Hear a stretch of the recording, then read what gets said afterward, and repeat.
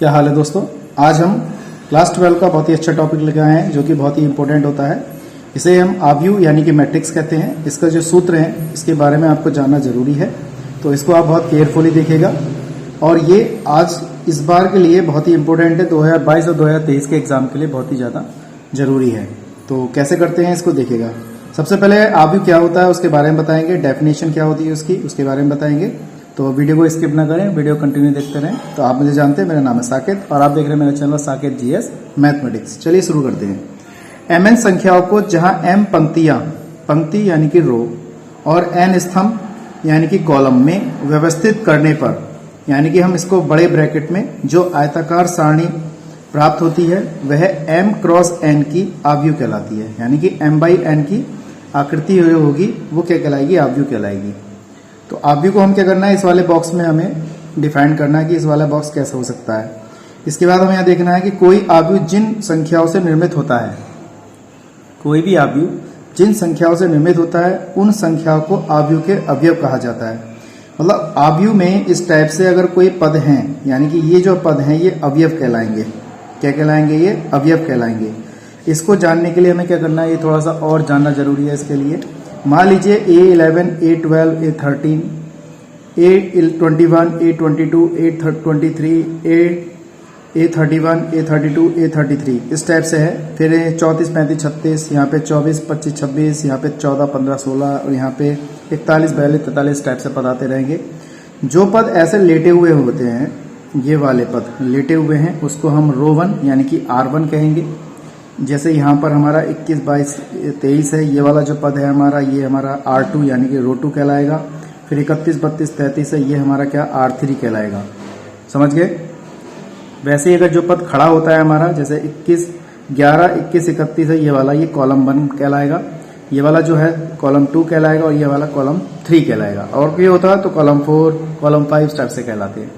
तो मैं समझता हूँ ये चीज़ आपको समझ में आ गई होगी अच्छी तरीके से। इसको हम C1, इसको C2, इसको C3 कहते हैं, इसको R1, R2 और R3 कहते हैं। तो आव्यूह के जो क्रम होते हैं उसके बारे में जानना जरूरी है, ये भी बहुत जरूरी होता है। आव्यूह का क्रम, ऑर्डर ऑफ मैट्रिक्स। यदि किसी आव्यूह में n पंक्ति तथा n स्तंभ हैं, m पंक्ति तथा n स्तंभ हैं, तो उसे m गुणा n क्रम का अथवा m गुणा n कोटि का आव्यूह कहेंगे। ये बात आपको समझ में आ गई होगी। अगर इस टाइप का कोई क्रम का आव्यूह है तो उसको हम m इंटू n कोटि या m इंटू n क्रम कहा जाएगा। जैसे मान लीजिए एग्जाम्पल है हमारा a इक्वल टू 1, 2, 3, 4। अब इसमें देखा जाए तो दो हमारे देखिए R1 है, ये R2 है। ये क्या है हमारा R1 और ये क्या है हमारा R2, तो दो हो गए। और ये क्या है हमारा कॉलम 1 C1 और ये क्या है हमारा C2। तो पहले हम रो लिखते हैं, उसके बाद कॉलम लिखते हैं। तो यहाँ पे 2/2, ये हमारा 2/2 का, यानी कि ये m है और ये n है। ये m हो गया, ये n हो गया। तो इस क्रम का ये हमारा क्या कहलाएगा, क्रम m इंटू n का क्रम कहलाएगा या m इंटू n का कोटि कहलाएगा। सही है। पहले रो लिखा जाएगा, उसके बाद इसको कॉलम लिखा जाएगा। इसी क्रम में मैंने 3/3 का लिया है, देखिएगा। इसमें हमारा ये R1, ये R2, ये R3, ये C1, ये C2, ये C3, यानी कि कॉलम 1, कॉलम 2, कॉलम 3 है। ठीक है। इसके और भी क्रम होते हैं हमारे, वो समझिए क्या है, देखते हैं यहाँ पे। आव्यूह के प्रकार, टाइप्स ऑफ मैट्रिक्स। क्षैतिज आव्यूह, तो इसे हम हॉरिजॉन्टल मैट्रिक्स कहते हैं। इनकी डेफिनेशन आपको पता होनी चाहिए। ऐसे आव्यूह जिसमें पंक्ति की संख्या स्तंभ की संख्या से कम होती है, ये बात ध्यान से समझनी है। ऐसे आव्यूह जिसमें पंक्तियों की संख्या स्तंभ की संख्या से कम होती है उसे क्षैतिज आव्यूह कहते हैं। क्षैतिज का मतलब हो गया हॉरिजॉन्टल मैट्रिक्स। क्षैतिज हमारा देखिए, ये हमारा रो है और ये हमारा ये R1 है, ये R2 है। कॉलम 1 कितने हैं, कॉलम 1, कॉलम 2, कॉलम 3। यहाँ पे देखिए रो की संख्या यहाँ पे 2 है और कॉलम की संख्या यहाँ पे कितनी है, 1, 2, 3। तो पहले मैंने बताया था रो लिखते हैं, बाद में क्या लिखते हैं, कॉलम लिखते हैं। मैंने आपको बताया जिसमें पंक्तियों की संख्या स्तंभ की संख्या से कम होती है वो हमारा क्षैतिज आव्यूह कहलाता है। देखिए यहाँ पे हमारे कॉलम की संख्या, रो की संख्या कॉलम से क्या है हमारी, कम दे रखी है। ठीक है। मैंने यहाँ पे ये बात ध्यान रखनी है आपको। बात समझ में आ गई। ऊर्ध्वाधर आव्यूह, अगला हमारा है ऊर्ध्वाधर आव्यूह, वर्टिकल मैट्रिक्स। ऐसा आव्यूह जिसमें पंक्तियों की संख्या स्तंभ की संख्या से अधिक होती है, मतलब पंक्तियों की संख्या स्तंभ की संख्या से अधिक हो, वो हमारा क्या कहलाएगा, ऊर्ध्वाधर आव्यूह। यानी कि वर्टिकल मैट्रिक्स कहलाएगा। कैसे? ऐसा अवयव जिसमें पंक्तियों की संख्या स्तंभ की संख्या से अधिक होती है वह ऊर्ध्वाधर अवयव कहलाता है। तो हमारे यहाँ पे देखिए ये R1 है, ये R2 है, ये R3 है, एक कॉलम 1 है, ये कॉलम 2 है। यानी कि देखिए इसमें रो की संख्या ये कॉलम की संख्या ज्यादा है और रो की संख्या यहाँ पे क्या है, कम है। तो रो ज्यादा है, कॉलम कम है, तो इस टाइप से लिखा जाएगा। बात समझ में आ गई? अगला है वर्ग अवयव। ये एग्जाम में बहुत पूछा जाता है, बहुत ही इंपोर्टेंट होता है। वर्ग अवयव, इसके स्क्वायर मैट्रिक्स कहा जाता है। ऐसे अवयव जिसमें पंक्तियों की संख्या और स्तंभ की संख्या के बराबर होती है, यानी कि इसमें रो और कॉलम की संख्या कैसी होगी, बराबर। यानी कि रो और कॉलम की संख्या कैसी होगी यहाँ पे, बराबर। तो वो हमारा क्या कहलाएगा, वर्ग अवयव यहाँ पे कहलाएगा। तो ऐसा अवयव जिसमें पंक्तियों की संख्या और स्तंभ की संख्या बराबर होती है वह वर्ग अवयव कहलाता है। ए बराबर, जैसे यहाँ पे कितना दे रखा है, मैंने एक मैट्रिक्स माना है यहाँ पे 3/3 का। तो R1 R2 R3 C1 C2 C3, यानी कि रो की संख्या भी 3 है और कॉलम की संख्या भी 3 है। यानी कि मैंने लिखा M बराबर है R बराबर C लिख सकते हैं। तो यही हमारा क्या होता है, स्क्वायर मैट्रिक्स कहलाता है। इसके बाद आता है हमारा पंक्ति अवयव। तो पंक्ति अवयव क्या होता है, इसे बोलते हैं हम रो मैट्रिक्स। ऐसा अवयव जिसमें केवल एक पंक्ति होती है वह हमारा पंक्ति अवयव कहलाता है। जिसमें केवल एक पंक्ति होगी, यानी कि ये केवल ये होगा, कॉलम ज्यादा होंगे हमारे, तो केवल पंक्ति एक होगी, तो वही हमारा क्या कहलाएगा, पंक्ति अवयव यानी कि रो मैट्रिक्स कहलाएगा। देखिए मैंने लिखा है 1 2 3, यहाँ पे हमारी देखिए रो की संख्या 1 है और कॉलम की संख्या 1 2 3 दे रखी है, तो 1/3 लिखा है मैंने। ठीक है। अगला है हमारा स्तंभ अवयव। स्तंभ अवयव यानी कि कॉलम मैट्रिक्स। ऐसा अवयव जिसमें केवल एक स्तंभ होता है वह हमारा स्तंभ अवयव कहलाता है। तो A बराबर 1 2 3 लिखेंगे। मैंने क्या लिखा है, इसमें ऐसे अवयव जिसमें केवल एक स्तंभ होता है। इसमें देखिए एक स्तंभ है और कॉलम कितने हैं इसमें, 3, 1 2 3, यानी कि ये हमारा C1 है। इसमें कॉलम की संख्या 1 दे रखी है, कॉलम की संख्या 1 दे रखी है और रो की संख्या यहाँ पे रो 1 रो 2 रो 3 दे रखी है। तो रो और कॉलम, इसमें ये रो हो गया, ये कॉलम हो गया। अब बात करते हैं हम शून्य अवयव की। शून्य अवयव या रिक्त अवयव, इसको हम बोलते हैं जीरो मैट्रिक्स, या कहते हैं नल मैट्रिक्स, या कहते हैं वॉइड मैट्रिक्स। समझ में आ गया? तो ऐसा अवयव जिसमें केवल उसके जो अवयव हों शून्य हो, एक भी अवयव उसमें जो हो ऐसा नहीं होना चाहिए अंकों वाला, केवल शून्य होंगे अवयव, तो वो कैसा कहलाएगा, हमारा शून्य अवयव कहलाएगा। तो जैसे देखिए मैंने 3/3 का लिया है, तो इसमें सारे अवयव 0 0 हैं। कॉलम 1 रो 1 रो 2 रो 3 C1 C2 C3, सारे पद कैसे हमारे 0 0 हैं। A बराबर 0 0 0, तो ये हमारा 2/2 मैट्रिक्स हो गया। तो ये 3/3 मैट्रिक्स है और ये 2/2 मैट्रिक्स है। तो ऐसे अवयव क्या कहलाएंगे, हमारे शून्य अवयव कहलाएंगे। अगला है हमारा यहाँ पर आयताकार मैट्रिक्स, इसे बोलते हैं रेक्टेंगुलर मैट्रिक्स। समझिएगा इसे। ऐसा अवयव जिसमें रो और कॉलम की संख्या समान नहीं होती वह आयताकार अवयव कहलाता है। देखिए स्क्वायर मैट्रिक्स में रो और कॉलम की संख्या बराबर थी, लेकिन आयताकार मैट्रिक्स में क्या है, इसमें दे रखा है वह अवयव जिसमें रो और कॉलम की संख्या समान नहीं होती वह आयताकार अवयव कहलाता है। तो यानी कि m बराबर नॉन कितना है, n के, मतलब m का मान बराबर नहीं है n के। तो देखिए यहाँ पे ये 2 है और ये 3 है, ये बराबर नहीं है, तो ये हमारा क्या कहलाएगा, रेक्टेंगुलर मैट्रिक्स यानी कि आयताकार अवयव कहलाएगा। अगला आता है, ये बहुत ही इंपॉर्टेंट है, पेपर में इस पर आधारित सवाल जरूर आता है, इकाई अवयव अथवा तत्समक अवयव। यूनिट मैट्रिक्स कहते हैं इसे, या आइडेंटिटी मैट्रिक्स भी कहते हैं। ऐसे अवयव जिसके मुख्य विकर्ण का प्रत्येक अवयव एक मतलब प्रत्येक अवयव 1 तथा शेष अवयव शून्य होते हैं वह इकाई अवयव कहलाता है। तो A बराबर AIJ M इंटू N लिखा जाता है, ये I है और ये J है, M इंटू N लिखा जाता है। इस टाइप से N इंटू M भी लिख सकते हैं इसे। तो बात समझ गए होंगे। यहाँ पे देखिए मैंने ऐसा अवयव लिखा है जिसमें रो जो है हमारा ये वाला, मतलब जो इसका विकर्ण जो है, मुख्य विकर्ण जो है वो 1 1 होना चाहिए और इसके ऊपर के और नीचे के जो अवयव हैं वो 0 0 यानी कि शून्य होने चाहिए। ये 3/3, ये हमारा क्या है, ये 2/2 है, ये भी हमारा 2/2 है, क्योंकि इसमें 2 रो और 2 कॉलम है, इसमें भी 2 रो और 2 कॉलम दे रखे हैं। तो इसमें देखिए हमारा ये भी मुख्य विकर्ण है, तो इसके 1 1 हो गए, ऊपर नीचे कितने हो गए, 0 हो गए। बात समझ में आ गई। तो ये ऐसे अवयव हमारे क्या कहलाएंगे, हमारे इकाई अवयव कहलाएंगे। इसके बाद बात करते हैं हम विकर्ण अवयव यानी कि डायगोनल मैट्रिक्स। ऐसे वर्ग अवयव जिसके मुख्य विकर्ण के अवयवों के अतिरिक्त शेष सभी अवयव शून्य होते हैं वह विकर्ण अवयव कहलाता है। यानी कि ऐसा वर्ग अवयव जिसमें मुख्य विकर्ण के अवयवों के अतिरिक्त शेष सभी अवयव शून्य होते हैं वह विकर्ण अवयव कहलाता है।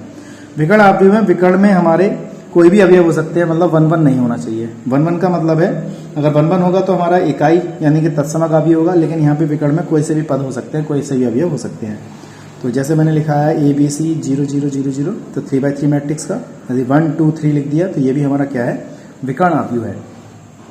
प्रत्येक इकाई अवयव एक विकर्ण अवयव होता है, ये बात आपको ध्यान रखनी है। प्रत्येक इकाई अवयव एक विकर्ण अवयव होता है, ये बात ध्यान रखनी है।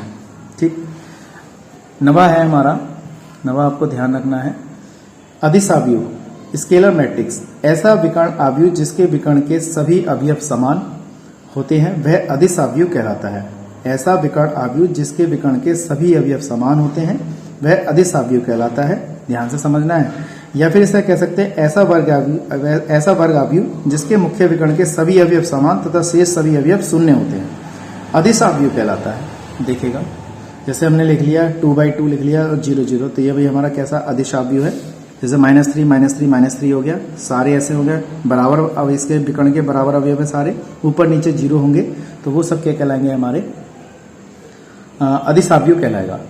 प्रत्येक इकाई अथवा तत्समक अवयव एक अदिश अवयव होता है। प्रत्येक इकाई अवयव अथवा तत्समक अवयव एक अदिश अवयव होता है, ये बात आपको ध्यान रखनी है। प्रत्येक अदिश अवयव एक विकर्ण अवयव होता है, ये भी बात ध्यान रखनी है। ये नोट करने वाली बातें आपको याद रखना है, ये बहुत ही इंपॉर्टेंट वो चीज है। अगला है इसमें हमारा ऊपरी त्रिभुजीय अवयव। ऊपरी त्रिभुजीय अवयव, अपर ट्रायंगुलर मैट्रिक्स क्या होता है, इसे हम उच्च त्रिभुजीय अवयव भी कहते हैं।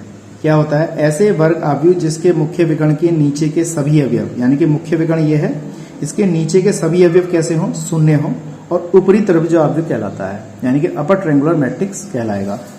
समझ में आ गया, इसे उच्च त्रिभुजीय अवयव भी कहते हैं। मतलब ऊपर के अवयव शून्य ना हो, नीचे के अवयव सारे, विकर्ण के नीचे के सारे अवयव शून्य होंगे तो वो ऊपरी यानी कि अपर ट्रायंगुलर मैट्रिक्स कहलाएगा।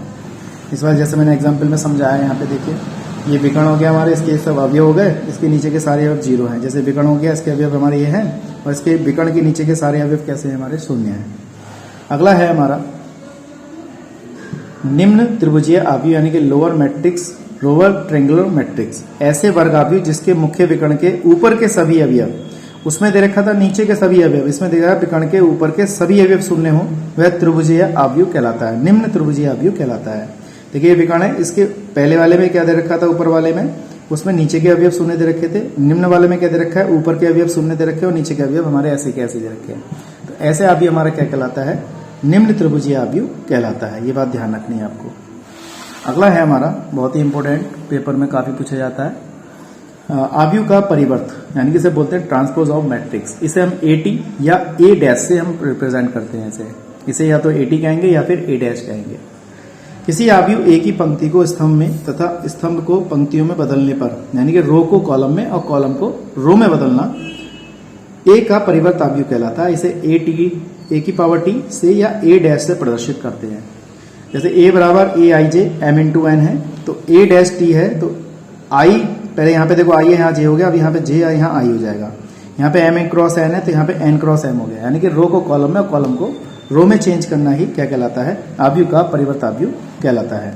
अब जैसे ये लिखा है 1 2 3 4 5 6, इसको हमने क्या किया, इस जो लेटी हुई संख्या उसे खड़ी कर दिया। देखिए 1 2 3 है तो हमने कर दिया 1 2 3, 4 5 6 लेटा हुआ है तो 4 5 6 खड़ा कर दिया। तो पहले जो 2/3 की मैट्रिक्स है उसे हमने 3/2 मैट्रिक्स बना लिया, यानी कि रो को कॉलम में चेंज कर दिया।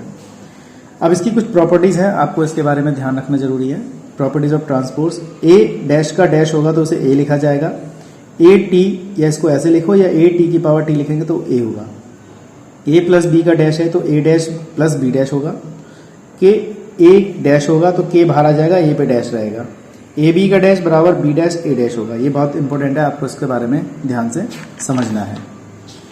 अगला है हमारा यहाँ पर सममित अवयव, इसे बोलते हैं सिमेट्रिकल मैट्रिक्स। वर्ग अवयव A को सममित अवयव कहते हैं, मतलब कोई भी वर्ग अवयव हो, सही है, जिसकी रो बाई कॉलम जो हो समान हो, वो A को सममित अवयव कहा जाएगा। कब, जब AT बराबर A बराबर आ जाए या A' का मान A के बराबर आ जाए। समझ में आ गया। अभी मैं इसके जब एग्जाम्पल कराऊंगा जब आपको समझ में अच्छी तरीके से आ जाएगा। तो ये बात ध्यान रखनी है, A' का मान जो, मतलब इसको रो को कॉलम में चेंज करेंगे तो रो को कॉलम में चेंज करने के बाद हमारा जो अवयव दिया रखा था वो उसी के बराबर आ जाना चाहिए। तो वही हमारा क्या कहलाएगा, सममित आव्यूह यानी कि सिमेट्रिकल मैट्रिक्स कहलाएगा।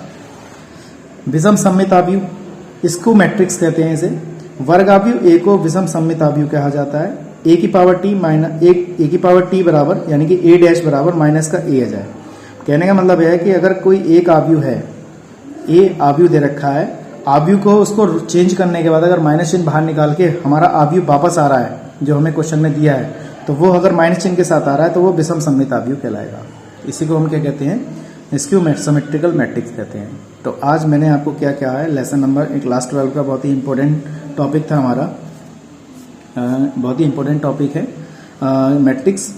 तो इसके बारे में मैंने आपको बताया, कुछ इसके रूल्स वगैरह थे, इसको आपको अच्छी तरह याद रखना है।